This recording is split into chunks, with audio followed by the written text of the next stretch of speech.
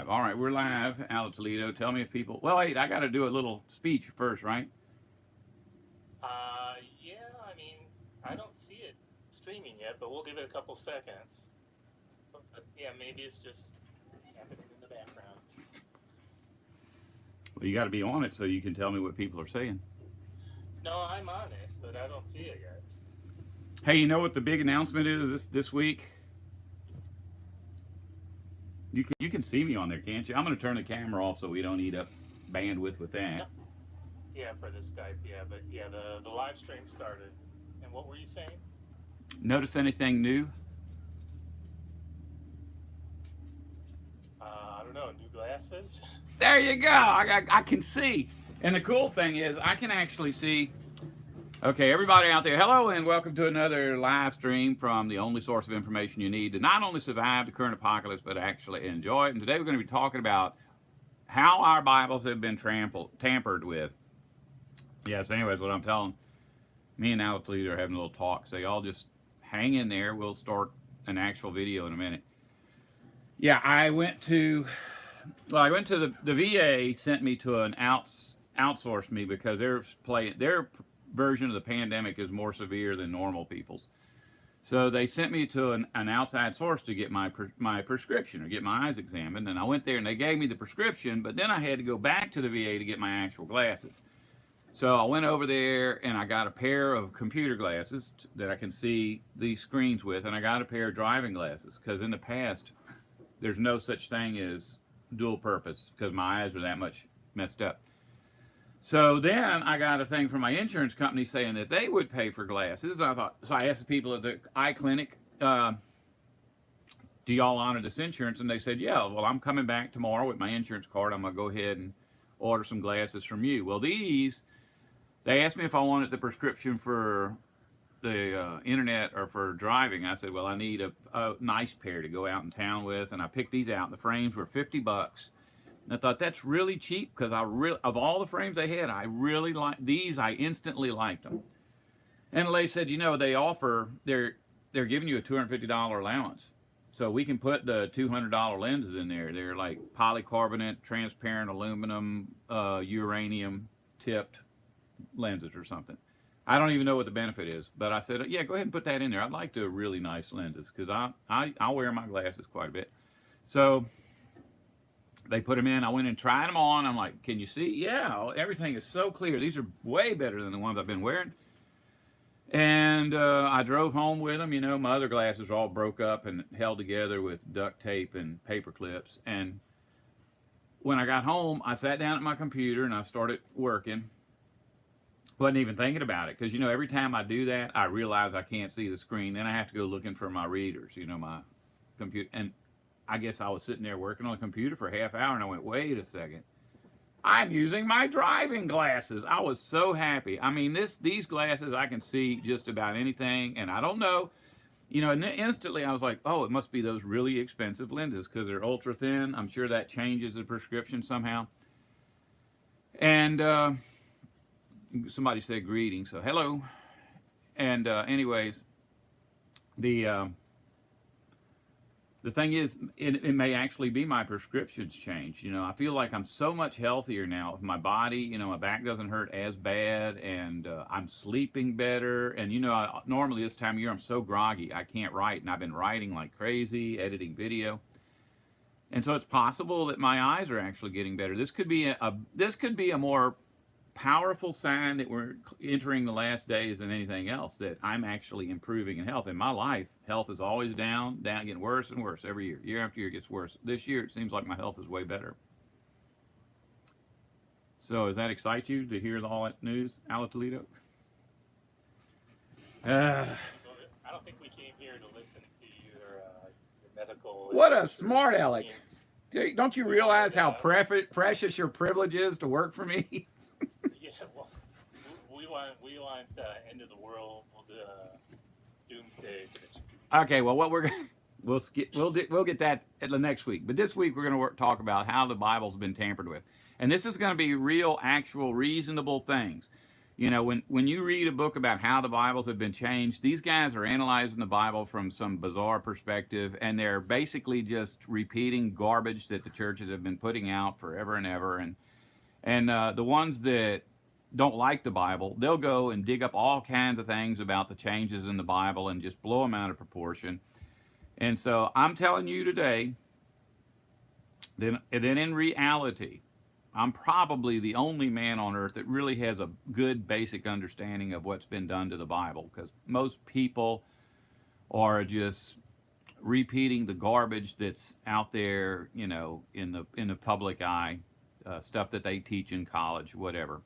But I've actually looked at so many ancient documents and compared them to other ancient documents that you can see a pattern without them telling you how the pattern formed. You can look at it and just do a little bit of detective work and know what happened. Anyways, I believe that the oldest book in the Bible is the book of Job. You know, the books are Genesis, Exodus, Leviticus, Numbers, Deuteronomy, Joshua, Judges, and it goes on and on and on until you get to Job. Well, those books are not in there chronologically. They're just in there according to tradition. I really believe Job is the oldest book in the Bible. And the reason I believe that is because as you read the ancient books, they talk about animals in the promised land that no longer exist, but we know what they are. Like in Israel, they had some kind of like lion, Israel lion, and it's extinct now. But they're talking about it like in the book of Judges. It talks about Samson killing one of those lions, and it's like they're saying these things went extinct 20 million years ago. Well, Samson, they wrote about Samson killing one just 3,000 years ago. So the farther you go back, the more odd names of trees and plants and animals there are. And if you get to the book of Job, most of those animals, not only do they no longer exist, we don't even know what they are. So it's very likely that Job was describing things like dinosaurs. So Job would be the oldest book. And the oldest book of Job we have is probably from the time of Jesus. We don't have the originals from 4,000 years before Jesus. And in fact, the book of Job is recorded in like what would be a song or a poem format. So you can see like how the letters are laid out. Every copy you find, the letters are laid out, or the words are laid out the same, like stanzas of a song. And so it may be that Job wasn't even actually written 6,000 years ago. It was just memorized and passed down by word of mouth. We know today from previous cultures that indigenous peoples, that's how they pass down their stories. They don't pass down books. So if you go back to the days of Jesus, the book of Job was in Hebrew, like regular Hebrew, like was spoken of at the time of Jesus. But when we find ancient Hebrew text, it's not the same. So we have to understand that the language of Job in Jesus' time, the only thing we have available, is would be very different from the language of whoever wrote it. And it could be that the first person to put it down on paper was Noah. It could have been Moses. There's a lot of theories about it. For the most part, it's best just to say we don't know. But then you do get to the other books like Genesis, and they seemingly are laid out chronologically. But the language of Hebrew that originally existed, what they try to call Paleo-Hebrew, is not the same as the Hebrew of the first century. If you get in any discussions about the Bible and the language of the Bible, people will swear that Jesus walked around speaking Hebrew, and then the evil satanic cult of Roman Catholics recorded all of his words in Greek, which Jesus would have never spoken Greek, because Greek is evil. Greek people don't eat kosher meals, that kind of nonsense. But the reality is we have thousands and thousands of historic documents of Bible books. And we call them ancient. Some of them are not ancient. The ancient books sometimes are just like from the 1100s, 1200 AD, which really, that would be old, and it would be neat to have something that old, but that's not from the time of any of the Bible characters. The last guy probably died or like 90 AD. And so since then, every Bible book that was produced was not produced by the original writers. We don't have any of those. They call them autographs. if we had the autographs, we could carefully study them and produce an English Bible that's probably way more accurate than what we have today. However, the point of today's video is explaining what changes were done to those original books, not how the books were produced. And so, when everything that happened to the Jews, just existing, the Israelites, they existed over time, their language changed. Just like if you go back and read the Declaration of Independence, it's English, and we all know what it means when we read it, but it is a little bit like fancy. It's not like we talk, and it's probably maybe not even like the founding fathers talked when they wrote it. But you go back a little further, you get into that all that these and thys like are in the King James Bible. So, it doesn't say yours is the kingdom and the power. It says thine is the kingdom and the power. So you've got these odd words that are in there that don't exist in most places. And you have to understand that since every language does that the books we have, the Hebrew books we have from the 1st century AD, are probably nothing like the Hebrew books that would have existed in Abraham's day. And in fact, if Jesus had gone back into, back in history, back in time, and met with Abraham, a very good possibility that the two could not have had a conversation with one another because the language would have changed so much. It's like us. If we were to go back to England in 1100s, the people would be talking and it would be basically gibberish. We'd have to really struggle to listen to what they're saying, and they would have to be struggling too. If they just talked normally, we probably couldn't know what they were even talking about. So here's the thing. Every single Bible book that's found is different.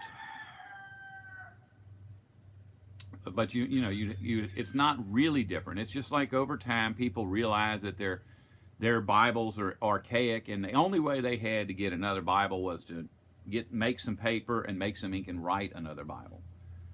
So we've got people that are writing books for themselves. They're not writing books to manipulate people. When you go to the bookstore and buy a Bible, that's been written in a way to get you to buy it, first off.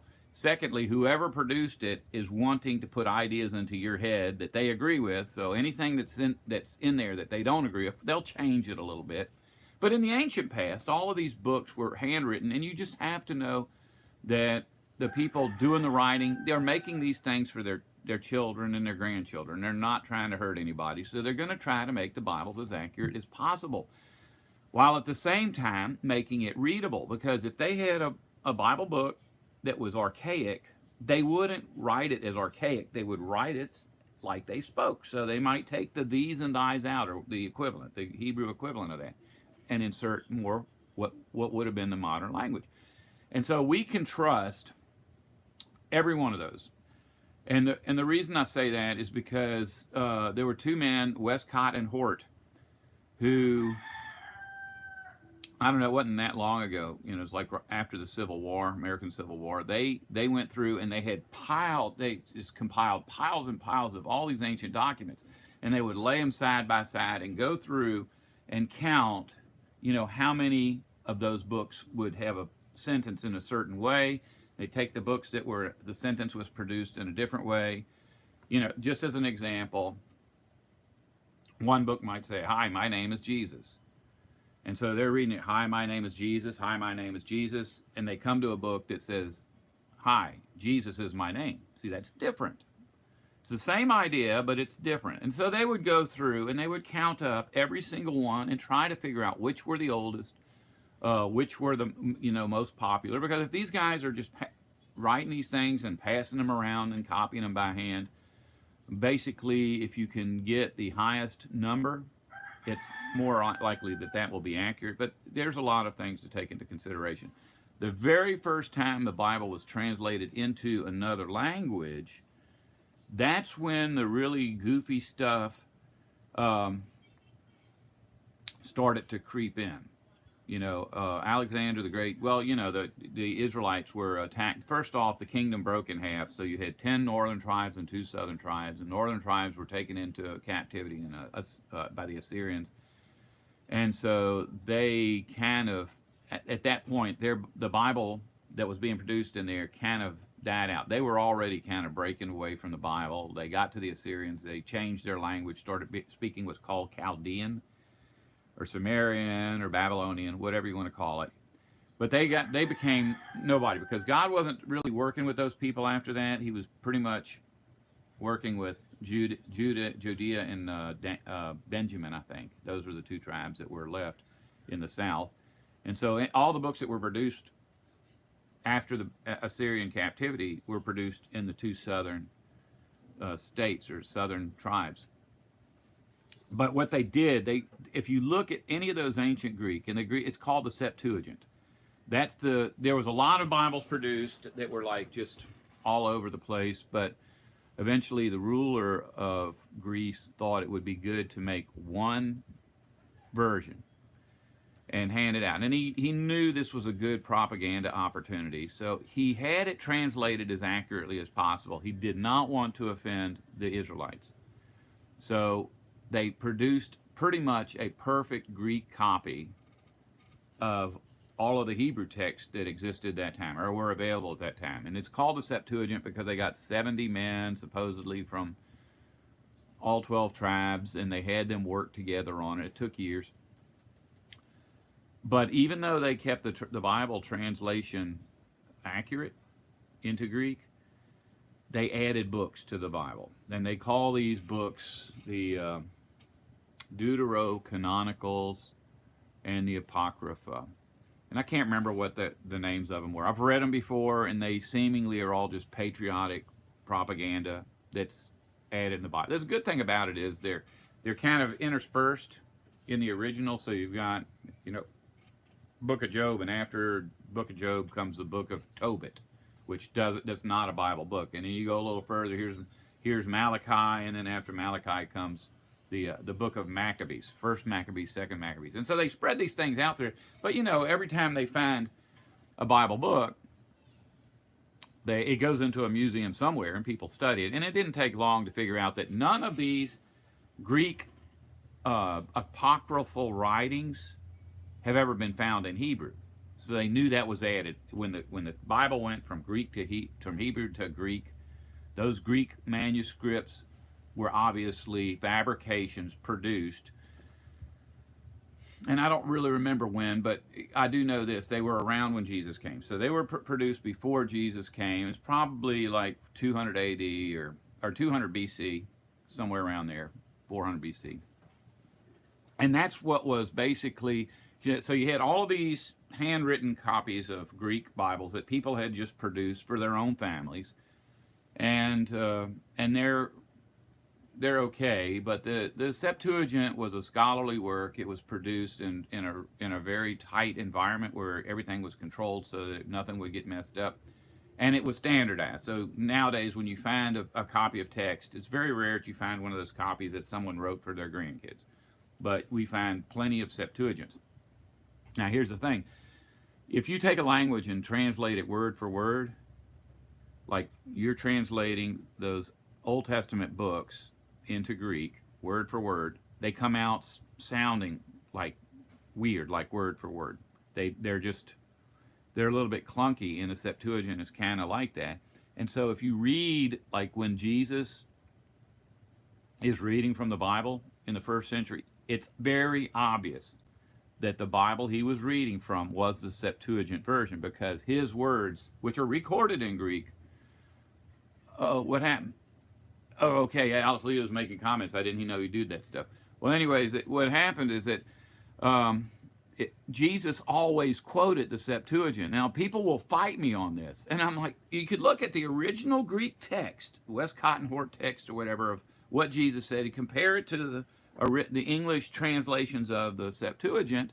It's identical. So here's what we can take from that. If we believe in Jesus, and we believe Jesus knew what he was doing, then we have to believe that the Septuagint, for the most part, is accurate, because that's the Bible he quoted from. When Jesus is quoting the Septuagint, he's basically giving his blessing to people who read the Septuagint. When the Bible books were completed, eventually Rome conquered Greece, which is the world that Jesus grew up in. Jesus was not really a Greek. He was a Roman. He was part of the Roman Empire. Even though he was an Israelite, his nation that he was born in was under the control of Rome when he was involved in his ministry. So shortly after that, Bibles started popping up in Latin. So we know Jesus spoke Greek. Anybody who wants to say no, he spoke Aramaic, or no, he would have written everything in Hebrew, that's nonsense. We every day somebody somewhere will open up a casket and there'll be some pieces of paper and there'll be an ancient copy of the Bible in Greek. We never ever find ancient Hebrew New Testament books. They're always Greek. So it's very obvious that when Jesus was alive in the Greek-speaking nation of Israel, that he spoke Greek, his words were recorded in Greek. The big problem isn't, what people say. It isn't going from Hebrew to Greek. Hebrew to Greek really didn't damage the Bible. The damage came between Greek and Latin, because now you're two steps removed from the original, and the Latin church had already been established for 2,000 years before they called themselves a Catholic Church. It was Mithraism. They had their own little religion. Their religion had a Savior born of a virgin. They just took the stories of Jesus, took the names of Jesus, and tried their best to make the Bible support the stories of Mithraism. So that's where the problems came in. See, we have access to a lot of ancient books. And very sadly, no Bible that exists today is based on those books. The Bible is very obviously, and I'm talking about the King James, the New World Translation, the New International Version, English Contemporary, every version of the Bible is basically a copy of the Latin Vulgate, is Vulgata. That Latin Vulgate, Versio Vulgata, is that was the official Bible of the empire, and everything in it was altered to make it seem like God supported civilization. God supported the Roman rule. He supported this hierarchy of rulership, and so that's why our Bibles often we have to go through and look at each word. We're not looking at the English Bible and then comparing it to the Latin to make sure it's accurate, because we know the Latin isn't accurate. We want to go back farther. So here's what the church did. This is a pretty dirty trick. This man, what was his name? Eusebius, I think. He was like a monk or a priest, and he decided to go ahead and put together a perfect Greek book of the Bible, like Westcott and Hort did. He was going through supposedly all these ancient texts, getting them together and making a perfect, what would have been a good representation of the Greek Bible produced in Jesus' lifetime. The only problem with that is we have a bunch of Greek text documents from that time, and if you compare what he created to those ancient Greek manuscripts, and you compare it to the Latin manuscripts, guess what? Every word of that text matches the Latin, and it does not match the Greek. And if you anytime you get into a fight with a Christian that knows a little bit about the history of the Bible, they will tell you the Westcott and Hort text is horrendous, because it doesn't say that Jesus is God, and it doesn't say Jesus is a Trinity, and it doesn't say people go to everlasting hell. And the reason for that is because people want that junk. They want a religion based on the Latin Vulgata, the Versio Vulgata. And they don't want a Bible that tells the truth. Every church on earth is based on lies. They want their Bible to be based on lies. They don't realize it. They think that that the Bible is that their version of the Bible is true. They don't think deeply enough into accuracy. They just want their version of religion to come out on top. But that the version it's made is called a received text. It's actually in Latin Textus Receptus. The Textus Receptus, the Greek Textus Receptus, is not a combining of all the ancient Greek text. It's simply back translating from the Catholic's Latin Bible to make it look like an ancient Greek text from prior to the Catholic Church. So what we have now, we've got the internet, and look, there's two sites I use to get to the bottom of what actual verses mean, and one is based on the Westcott and Hort text, which is fairly accurate. You'd have to think that's the most accurate thing we have, whether it's actually accurate or not. But then they've also got some that are based on the Textus Receptus, and if you're doing research from both, you'll see the differences. And if you're a thinking person, you want what is based on all of the ancient text. And of course, some people believe Textus Receptus is based on all the ancient text. It isn't. It's based on the Latin Versio Vulgata, word for word. And here's the thing: when the Bible is translated into English, you got two. King James came out in 1611, which, by the way, is not what we have now. What we have is like the King James of 1776. The 1611, you couldn't read it. It's just that messed up. But they also, that's when they produced what is called the, I can't think of, Douay version. And the Douay version is basically an English translation of the Latin Vulgate. And the Douay almost matches word for word the King James, and neither one of them match the ancient text. So hey, if you want, you can do the research yourself. But if you just want to learn what's actually in those Bibles, I always go through everything. I go through the ancient Latin, the ancient Greek, the ancient Hebrew, and I try to go into the minds of the people who produced those documents to see why they did what they did. If it looks like they manipulated the Bible to suit some religious agenda, some doctrine, then I'll explain that that's what happened. But I'll also tell you what's actually written in the most ancient text by people who had no doctrine or no agenda. So that's where you go. You come here. If you come here, I always explain where I get the information from so that you can do your own research and make your own decisions. How much time do we use, Al Toledo? Oh, it's half. We went over. Oh, that's okay. We got what, 34 minutes? Yeah. Why don't you put the microphone a little bit closer to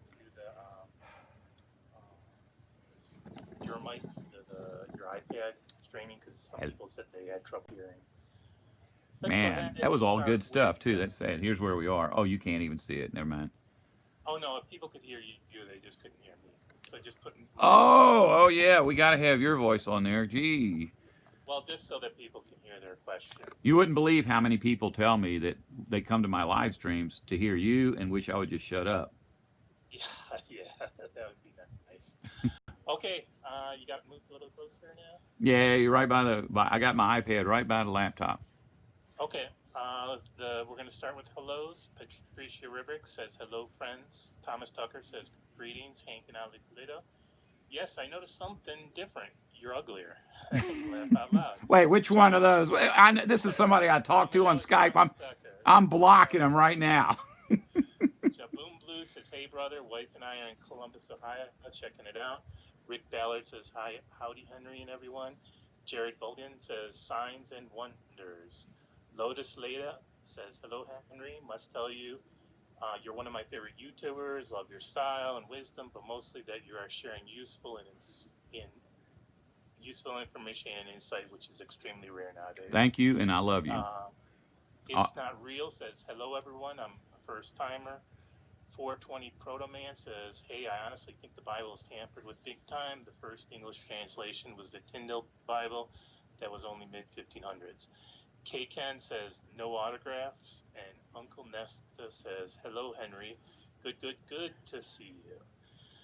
First couple of comments. Well, first thing, I was just looking at that.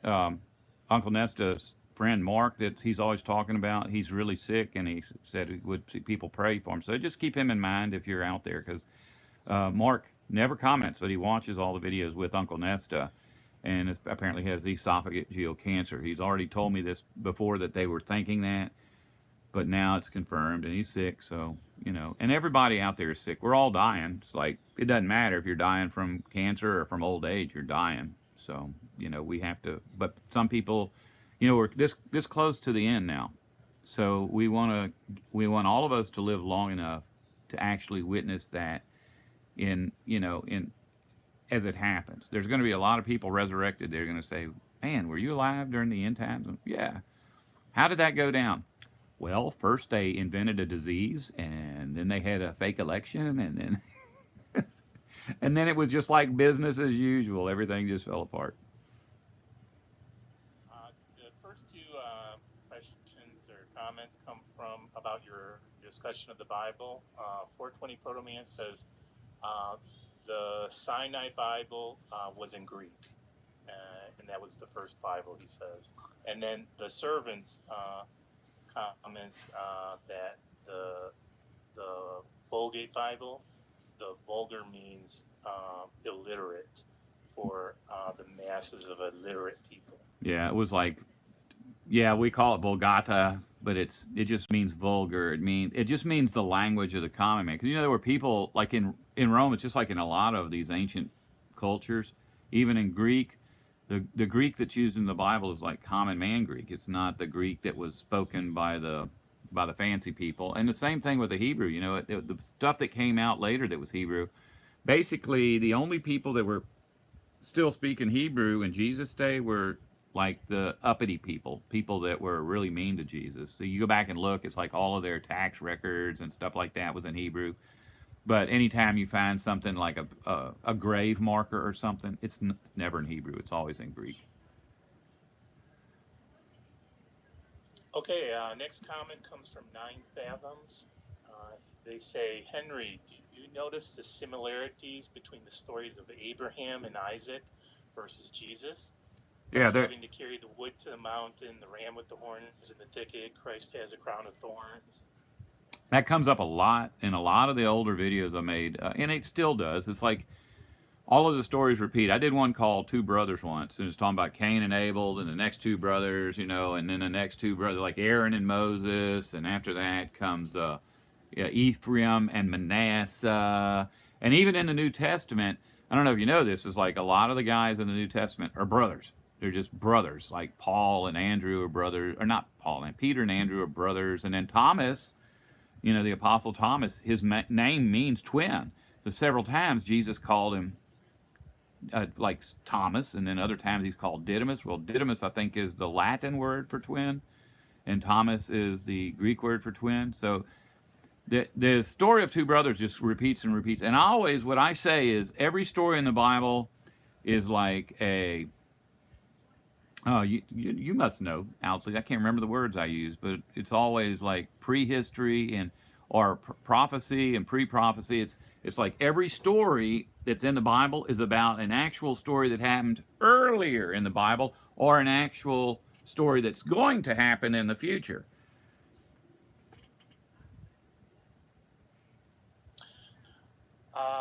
You still there? Yeah, well, I was watching. It's like I'm really proud of you. You look like you're like addressing a lot of people on there. I see your little. Well, normally I don't talk, but let's see. Next question comes from If It All Fails, and this was good timing because he wants to talk about Gospel of Thomas. So they say, how or when did the Gospel of Thomas come about? Did the books like Gospel of Thomas and other books found in the cave, would those be canons not relevant to the Bible as we know it? What do you think, Ala Toledo? Well, they can't really hear me that well. So okay, well, I'll tell everybody. Ala Toledo really loves the Gospel of Thomas, and when he first started talking about it, I was like,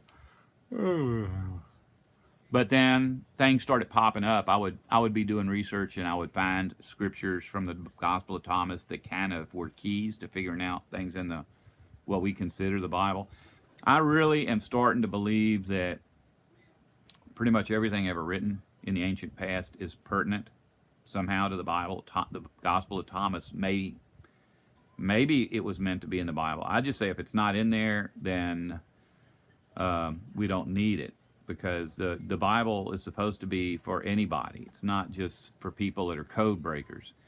But the thing is, if here's the thing. I'm always telling people read the Bible. Nobody reads the Bible. They'll look up the verses that I tell them about, and then that's as far as it goes. Most times, I've got a lot of subscribers that are like me. They just read the Bible over and over again. But if you go look at if once you get versed in the Bible, like, and figure out which books are really good Bible books and which are not. And you can go look at some of these extra books that exist, like Thomas, and make a decision for yourself, because basically, if you read what scholars have written, the Gospel of Thomas doesn't exist or doesn't belong, because it was created by some church people 1,000 years after the Bible was completed. We don't know that, because when these people create these things, they don't necessarily create them out of the blue. They oftentimes will write down stuff that they had in their possession that was 1,000 years older. And so, even though all of our oldest Gospels of Thomas may be very, very young, the original Gospel of Thomas books may have been very, very old, but they just disappeared. And for the most part, none of this stuff has dates on it anyway. They do that, radiocarbon dating or the carbon 14 dating, and they say, okay, this book is 1,100 years old. It doesn't count. Well, all the Bibles we have, like I say, the oldest book of Job is 2,000 years newer than the story of Job, or more. Next hello comes from Shannon. He says, greetings from Hungary. Next question is from Lotus Leah. She says, think of the truth as everything spiritual that becomes physically real. Jesus is truth, God is physical form on our humble and very limited level. Yeah. I guess that's not really a question, that's more of a comment. Yeah, well, that's the thing is if we use science to try to figure out how the world works. I lean more heavily towards using the Bible to figure out how everything works. But the Bible's not comprehensive. Science is comprehensive. They'll tell you, well, the reason your hand works is because of atoms combining into different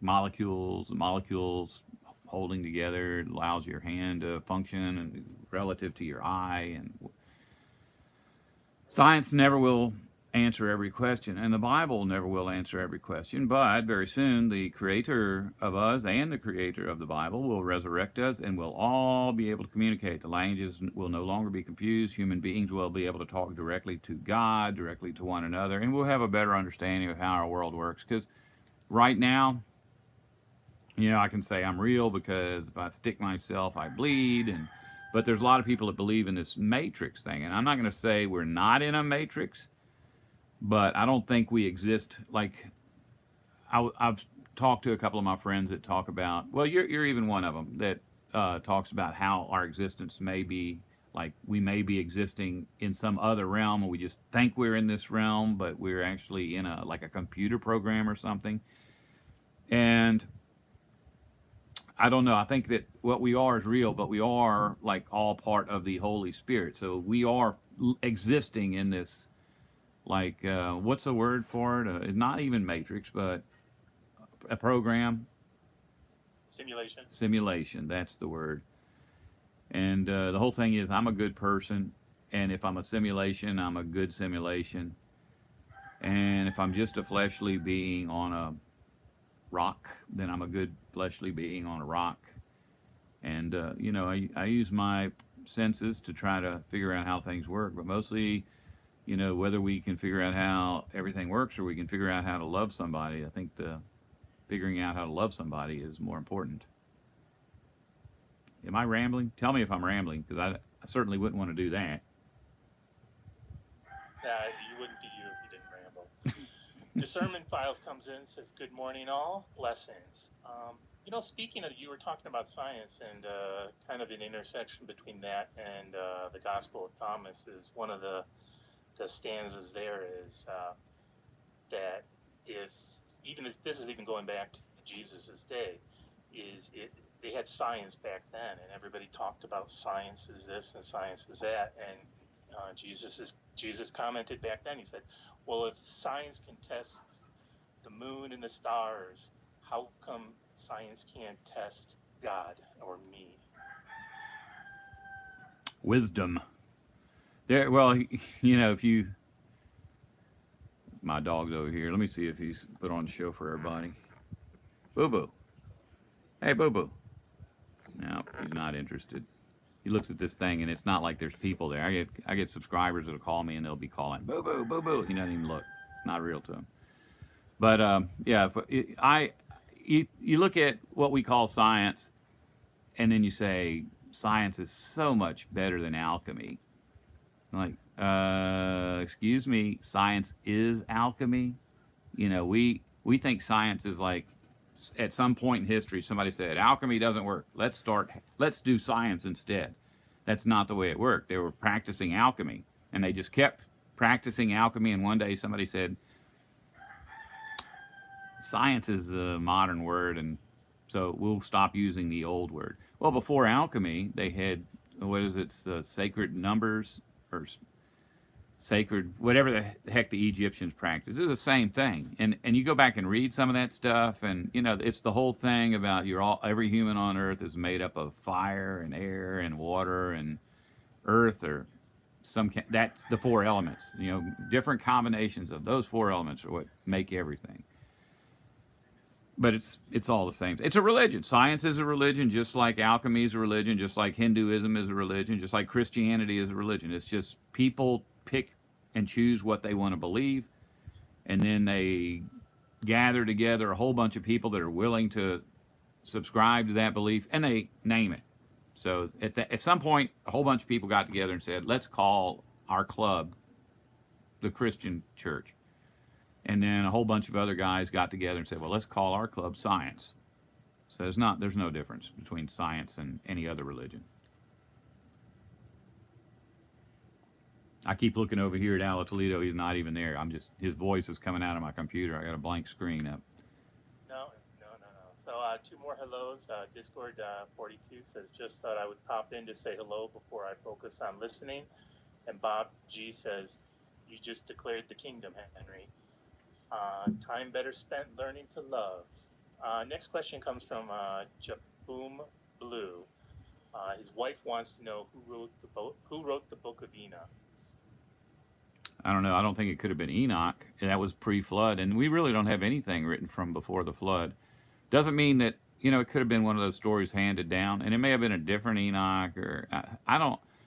When I read it, you have so many versions of the Book of Enoch out there, and none of them are available to me in the original languages. The only ancient copies that exist of that book are in a dialect of Ethiopian, which is so far removed from the Jews. You start wondering, like, why would Enoch speak this? And it's not necessarily true that Enoch spoke that dialect. It may be that all of the Hebrew versions of it just disappeared, and that's all that's left is what we have there.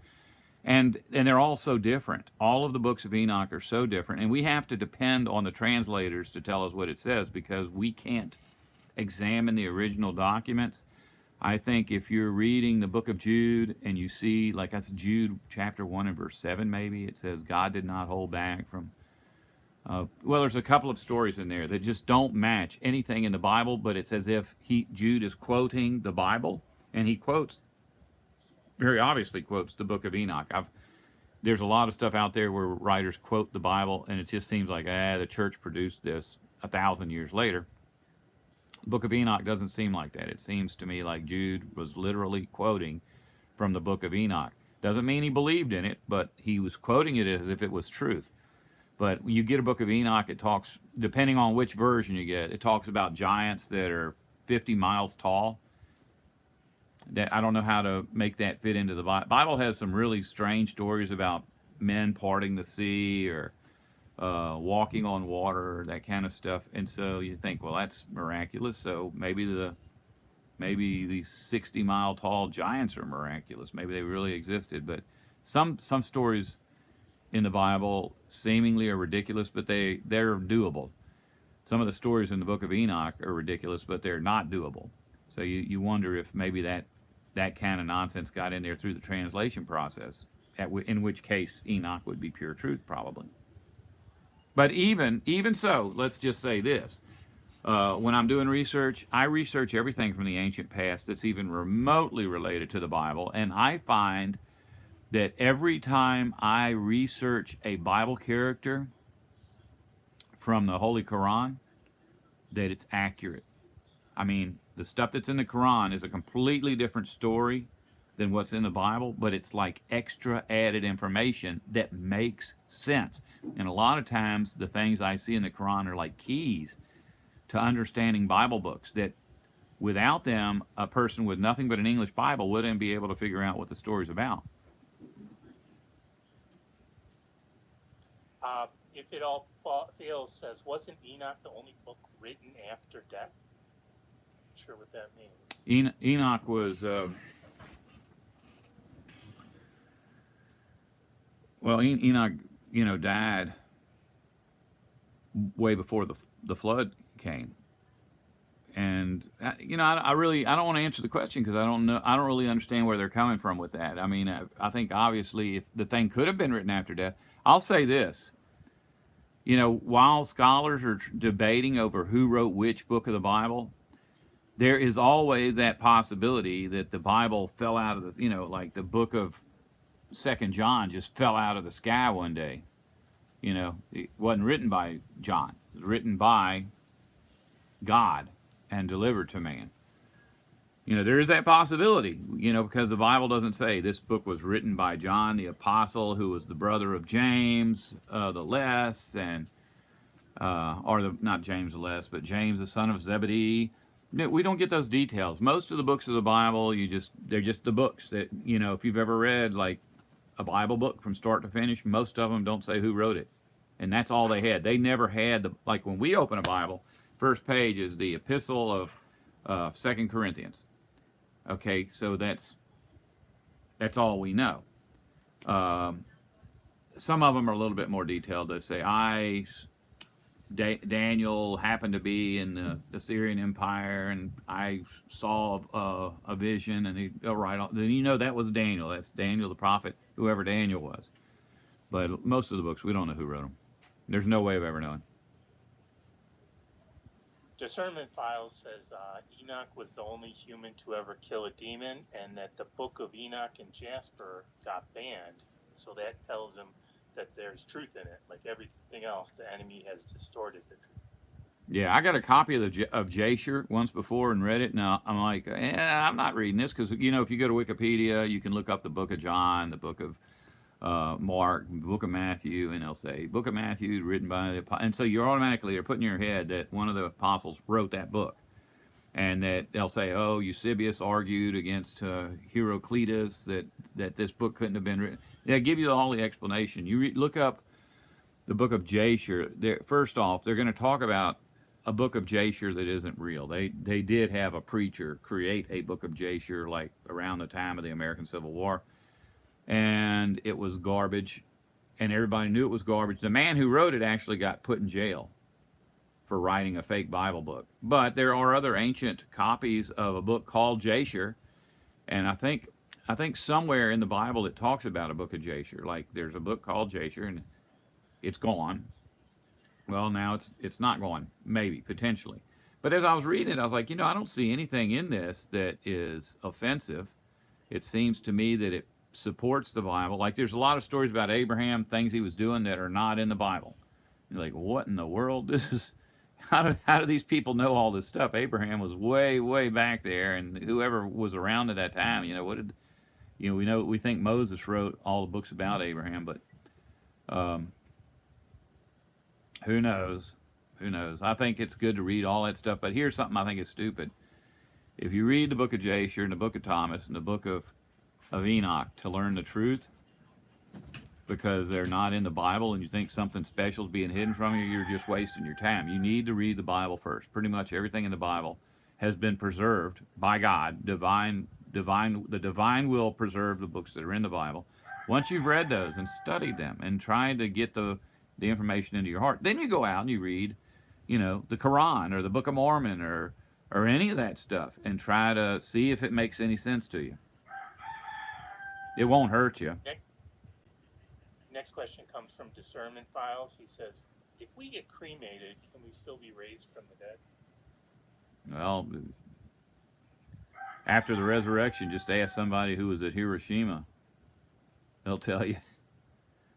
I don't think, the thing, here's the problem. Here's why that's even coming up. It's like when Jesus brought back the son of the widow of Nain. He was laying on a bear, or what they call it, a bear, the thing that you carry a dead body on. So his body was there when he brought his friend Lazarus back. His body was there when he brought back the guy, like Paul brought a guy back. He fell out of a window and got killed from impact with the ground. So Paul brought that guy back, and those bodies were there.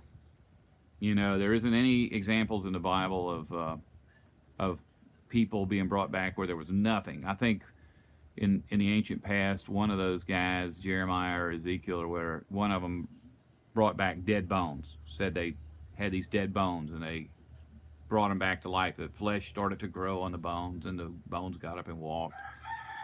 But somebody who's been completely burned to a crisp with nothing left, that sounds like, how can they do that? But you think about it, the resurrection of the dead that's coming is going to be resurrecting every human that's ever lived, and most of those people didn't burn up. They just are gone.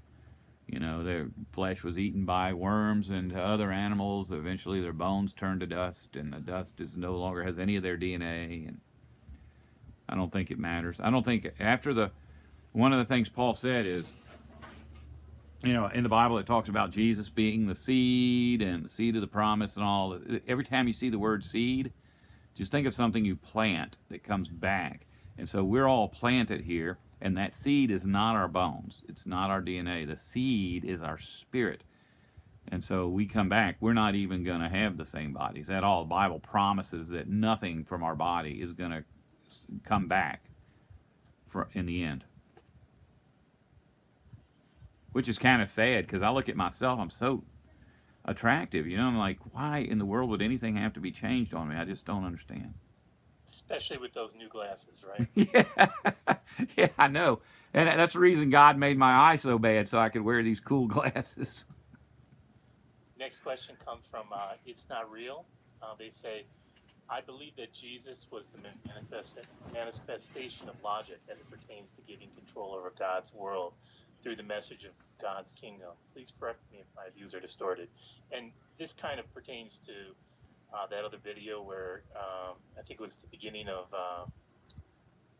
one of the books where it was Jesus is the Word and everything, and we were talking about that, where word is really logic. Oh, is that what he said? I was going to make you answer, reread the whole question, but he's saying, yeah, Jesus is logic. Right. The thing is, the concept of logic is somebody could be logical or they could be logic, and a lot of that would be more accurately translated as logical. I think that if you watch the Melchizedek series from start to finish, you'll get a really good understanding of who Jesus is and what he represents and why he was so important for the restoration of our solar system. It's not just bringing back Jesus. It's about bringing back every human that's ever lived, along with every plant, every animal, everything that's extinct. Getting rid of the mountains and the oceans. And the Bible says that the earth at one time, just all the ocean was in one place, and the the whole thing is, at the very beginning, God said he looked and he saw, and everything was very good. And then Eve entered into a covenant with Satan, and everything got very bad. You get to the book of Revelation, it says, I can't remember, it says, I am making all things new, or something like that. Well, what it actually says in Greek is like a word for word reference to what was said in Genesis. Look, I am making all things new is like everything is very good again. So in the book of Genesis, God looked and he saw that everything was very good. Book of Revelation, everything's brought back. The dead are brought back, the waters of life, trees of life, all that's brought back, and God says, look, he looked and saw that everything was very good again. I do have a video that's in that Melchizedek's. Melchizedek is finished, by the way, in case you're wondering. And 8 of the videos are up online. One, I was just trying to get the editing straightened out, and it's all messed up. I'll have to go back and work on it some more tomorrow, probably. But the Melchizedek script it tells us about a lot of characters in the Bible that people have not understood for thousands of years. The churches say that Melchizedek was a certain person, and the giants were a certain kind of person, and Jesus was a certain person, and all of that is fake. The Bible very clearly tells us who each of these characters are, including, I said earlier that no one knows who wrote the different Bible books. Some of them they do know. The book of John is one of the only books of the Bible that clearly tells us who wrote it, and it is not John. That's going to be a really good video. It's part 8 of the Melchizedek series, so it'll be a while before that one actually gets published. But a lot of the Bible characters that we don't understand who they are, it's because the churches don't want us to understand who they are. The Bible clearly explains who all of these people are, and one of them it clearly explains is Jesus. Next couple people make comments in the general sense of loving people and everything. So first comes from Discord 42. They say, all that keeps me from being miserable is in this messy world is focusing on love. Even if a person does wrong in my eyes, and the hope that Jesus returns to put the world back to how it should be. Many consider me weak for not seeking to make the world right by fighting wrongdoers and forcing them to do the right thing or making them pay. And Patricia Ribrick then says, I see the teachings of Jesus as a uniting force, asking us to love one another and to be one with him. Yeah, here's an interesting thing for me. You know, there's they say there's like 7 words that mean love in the Greek language.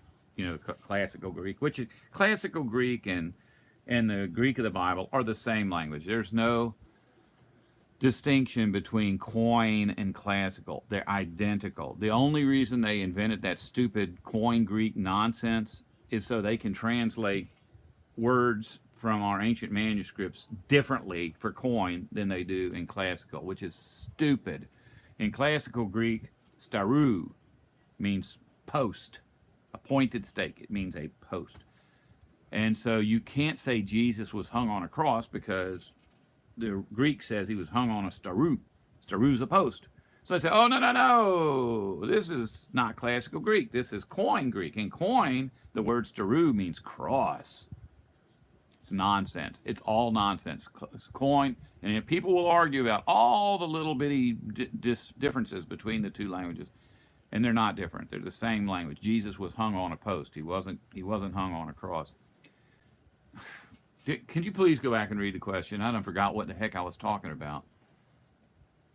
No, they were just talking about how the purpose of us being here is love. And Oh, that's the one. Okay, here's why I have friends that are always telling me they want to know how I think because I get so far off the subject. But the word love, there's several words in the Bible that are love. And, you know, it's like eros is sexual love. That's the erotic love. And then you've got philios or philia, which is brotherly love. That's the kind of, like if you had a buddy, you wouldn't call him your lover. You would call him your pal or something. So that's what philia is. And then agape is the word that we associate with the love that, like you and I have, Al Toledo. When I say I love you, that's agape love. But what people don't realize is that deep, passionate, out of control love between a man and a woman is also called agape, because agape between a man and a woman who are in love is just a more powerful version of the same love we're supposed to have for everybody. You know, when it says after the resurrection, we're all going to love one another and God loves us and we'll love God, it uses the word agape, which is the same word that is used in speaking of the relationship between Jesus and Mary Magdalene, the agape. And of course, the churches are going to tell you, oh yeah, he agape'd her, Mary, the way he agape'd John and Peter and Simon, or the other Simon and Jude and Judas. That's just friendship love. No, it's not. The word that's about passionate, romantic love in Greek is the same word that says this is the love we should have for one another. I think about, when I'm putting together a car, I dream about one day actually driving that car. You know, how much fun it's going to be once it's painted and once it's running right and the record player in there is working good and all that stuff. And that's easy to fantasize about because there's cars everywhere. That's a reality. It could happen. It doesn't take much to make a car run. You can do it. You have control over that. It's hard for me to fantasize about what life's going to be like after the resurrection, but imagine every day we wake up in a world where everyone hates us and they hate each other. And we can't trust one another because we've so battered by that hatred that we don't want to open ourselves up to it. You know, you stay closed up because it's the only way to protect yourself from the hurt that's going to come. And you know it's going to come because people are like that. So it's hard for me to imagine what life's going to be like after the resurrection where everybody loves everybody. You know, I can't even imagine the trees. Okay, with this, I got a 90-foot canopy out here. The forest might be 1,000 feet. The canopy might be 1,000 feet up in the resurrection. And so that's a difficult thing to fantasize about because I've never seen that. But it's the same thing with love. After the resurrection, everybody will love everybody. And that's a fantasy that I can't entertain because I've never experienced it. I don't even know where to begin. You know, how do I imagine a world where every man loves me to the point where they don't want to hurt me? Or every woman wants to passionately love me. Oh my God, wouldn't that be wonderful? You know, I lay here at night by myself wishing that I had somebody to hold, and it's crushing. It's a crushing burden that we have to endure here. Next question comes from Sin Leonard. If you notice, Ala Toledo didn't say, I love you back. Oh, yeah. Me agape. Okay. Don't use it. You're using a foreign language so it doesn't hurt so bad. So let's see.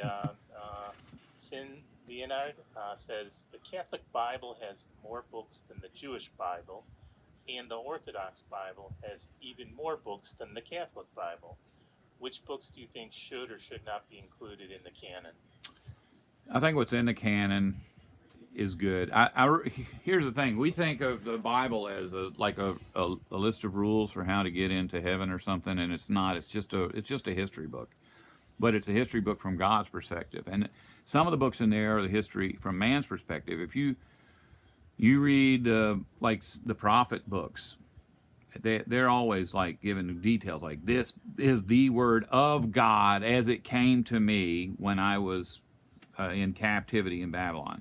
Okay, that's a book from God. But other books clearly explain they're not from God.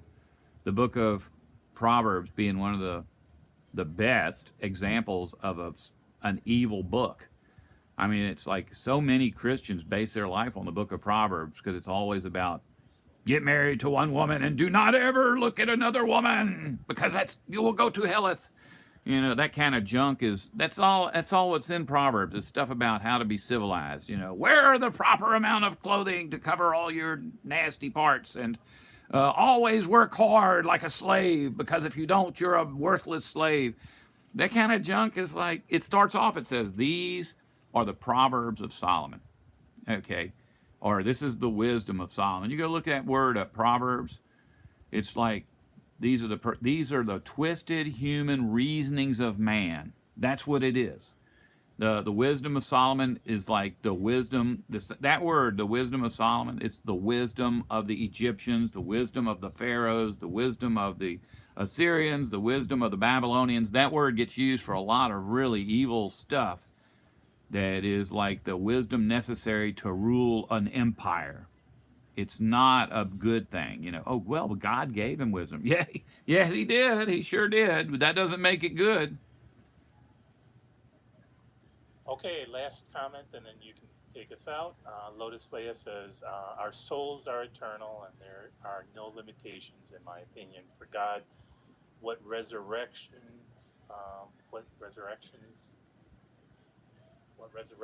forms are concerned. Atoms will fade away, and everything in this world or universe is made of. God is powerful. Death is a portal. Yeah, I think everything's going to be reset. You know, people talk about a reset, and like, oh, what do you mean? Well, we'll have to get the economy working again. Like, yeah, that's not what I'm thinking. A reset is where every single atom, just like like she says, Every atom's going to go right back where it belongs. Every human that's ever lived will come back. Every single extinct species of anything is going to be restored. And that's what we have to look forward to. I hope other people out there are able to imagine this fantasy world I'm describing better than me. You know, I try to think about it, but it is so hard to just get up every day looking at a paved road with cars going by, people going off to their slave labor stations, and think one day that's going to be a forest and I'm just going to hang out with my friends. You know, that's the world we have coming. And it's real, and we can learn a lot about it by reading the Bible. And if we have questions about the Bible, we have access to the original documents now. I guess I should just take us on out, huh? That's a yes. Okay, everybody. I hope y'all enjoyed the live stream, and I hope you'll come back. And if there's anybody out there that wants me to love them, send pictures, and, and I'll get back with you. Thank you, Ala Toledo. Thank you for everybody who participated. Love all of y'all. And as always, if you don't want to survive, don't listen to me. Should I turn this off now? Oh, yeah. Yeah, we're all done. Okay, there you go. Let's see. End.